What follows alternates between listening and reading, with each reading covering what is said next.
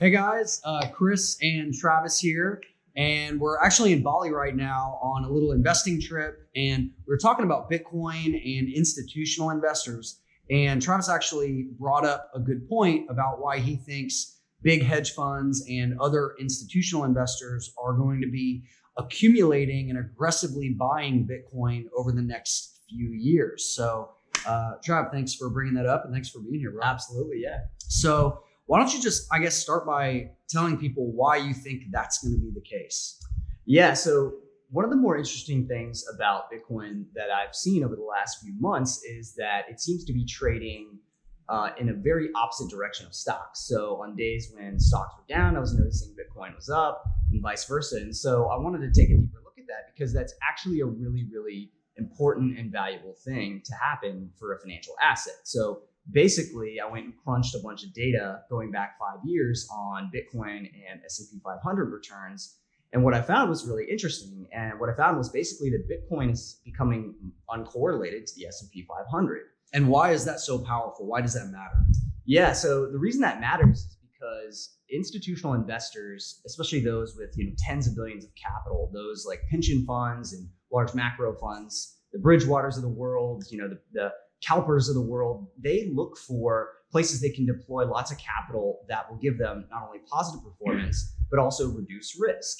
And what you have when you have uncorrelated assets moving in opposite directions or moving in directions that don't actually act in lockstep together is you can have a total portfolio of a bunch of different assets with different characteristics that on the whole, from a portfolio perspective, create a nice return with not a lot of volatility. Right. So uncorrelated assets means that you can invest in assets that, really can give you a low volatility, smooth growth of your portfolio over time. So you don't have these massive whipsaws up and down in your portfolio. You just have this smooth growth curve. Right. So we're coming off of 10 years of positive gains in the stock market. And from my perspective, I've noticed a lot of bigger investors becoming concerned, and the risks of a recession are a lot higher now. Yeah. And so do you feel like institutional funds are even more interested now in finding uncorrelated assets to the stock market? Absolutely. Absolutely. Yeah. We've seen a lot of asset markets move together over the last 5 and 10 years, especially with the introduction of QE across the globe. So you've seen bonds and stocks moving together quite a bit over the last few years.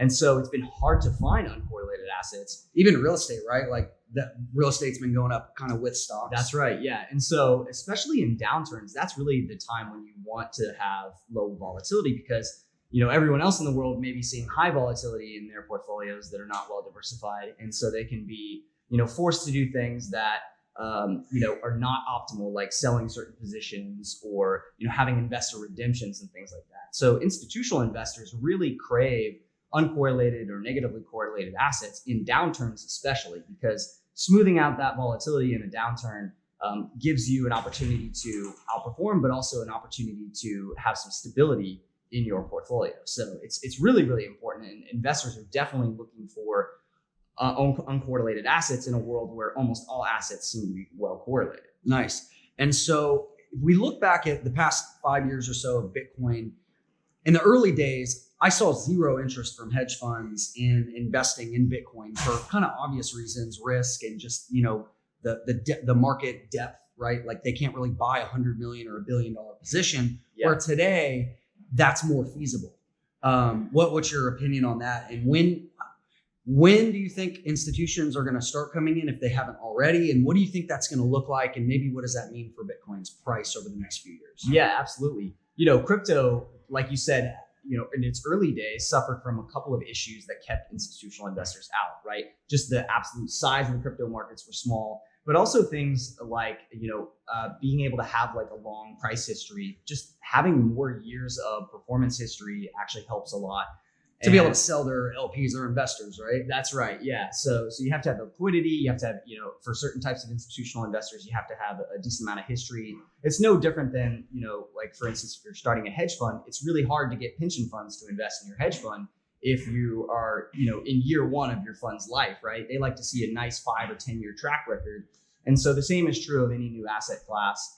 And so, that was hampering crypto in its early days. And now we've also seen lots of other things that are coming out in the crypto space that help as well, like custody and futures markets and things like that. And yeah, this week we actually have backed futures launching. Well, Yeah. I guess they technically launched last night, US time. But Yeah. That's anyway, right. that's exciting. That's going to be another possible way for big players to come into the space. Absolutely. So those are all very, very positive developments. And so when I look at those developments in conjunction with something like the data that shows me that what we may have here is an actual uncorrelated asset class, then I know for a fact that institutional investors are going to start to perk up at that. Yeah. And so for you guys that don't know Travis, I did an interview or two with him on my channel in months and years past. He comes from the hedge fund space. So he helped grow a fund from, basically to over $1 billion in assets. And he knows what he's talking about. He knows this world. So why don't we take a look at the data? You want to jump into the chart? Yeah, so I started by slicing and dicing the data in a few different ways. And I initially was looking at, I compiled data from the S&P 500 daily returns as well as the Bitcoin daily returns going back about 5 years or so. And, I even looked at the, rolling 10-day, 5-day, and 30-day correlations. When you look at daily return correlations, they tend to be pretty noisy, right? If we look at the chart here, for instance, you can see it bounces around a lot. Oh yeah, that's a lot of whipsawing. Yeah, but I think it's actually more helpful. Most institutional investors will look at correlation on like a monthly returns basis typically. Mm-hmm. So when I looked at the monthly returns correlation between Bitcoin and the S&P 500, which as you probably know, the S&P 500 is one of the broader, more actively followed stock indexes of the top 500 stocks in the US. So it's a pretty good indicator of stock performance generally. But when I look at the rolling 12-month correlation of the monthly returns between the S&P 500 and Bitcoin, what I found was really interesting. In the last 2 years especially, we've seen a 0 to slightly negative correlation between the S&P 500 and Bitcoin. And that's, like I said before, really, really important because when you have an asset classes that are uncorrelated or even slightly negatively correlated, it's a really, really fantastic thing for a portfolio that invests in different asset classes because it smooths out volatility. It allows investors to, get positive returns on a very consistent month-to-month basis. And so if you, allocated your portfolio the right way between, crypto and S&P 500, for instance, you might be able to construct a portfolio that delivers a nice positive return almost every single month, which is pretty phenomenal. That means like even when the S&P 500 has a down month, your portfolio is going to have an up month, and vice versa. Even when Bitcoin has a down month, you might see actually a positive return for your portfolio. So it's a really powerful thing to see this in the data. Cool. So to recap, institutional investors look for assets that are non-correlated. When one goes up and the other's going down, that can just mean a smoothing of the overall growth of the portfolio. So better risk-adjusted returns. That's exactly right. Yeah, when we're talking about things like Sharpe ratios and all the things that institutional portfolio managers are crunching data on. But basically, you said it, risk-adjusted returns and just a really nice, smooth portfolio growth curve. Sweet. So from your perspective, do you think institutions are already quietly buying, or are they waiting for something? Or I know it's impossible to know what everybody's doing, but what's your opinion on just, I guess, the state of where their minds are? Yeah, I think so. I think there are definitely institutions out there that probably started accumulating. And, I think a prime example of that may be Bridgewater. Ray Dalio, I know, has stepped away from the day-to-day somewhat at Bridgewater, but he himself has said that he's been looking at asset classes like gold and Bitcoin as potential for the next economic cycle. And so I have to believe that, his strategists at Bridgewater are part of that they've crunched that data and they've really started to look at this asset class. So if anybody from Bridgewater wants to reach out and let us know what you're doing, we're here. That's right. So cool. So hope that's helpful, guys. We just wanted to do a quick video to talk about, obviously we're long-term bulls on Bitcoin, but we believe that bigger players are starting to come into the space. I mean, I remember in 2013 to 15 when nobody would even listen to me talking about this stuff and they thought we were all crazy and it was a scam. Now it almost seems like they're pressured that if they have no Bitcoin in their portfolio, investors might start asking why and even jump ship and go somewhere else. Yeah. And I think even beyond, this idea of it being a positive expected return asset class that's not correlated, you've also got the idea here that it's a potential hedge against, monetary debasement and a hedge against, some sort of like financial calamity in the traditional financial system. So yeah, I mean, obviously there's opinions on the macro side from all ranges, right? And some people are doom and gloomers. Some people are just hardcore, government-backed fiat is the only type of money. And the reality is we don't know how this is going to play out. We have our personal opinions about it, and that's why we own it as a hedge. So also, guys, Travis just launched his YouTube channel this week.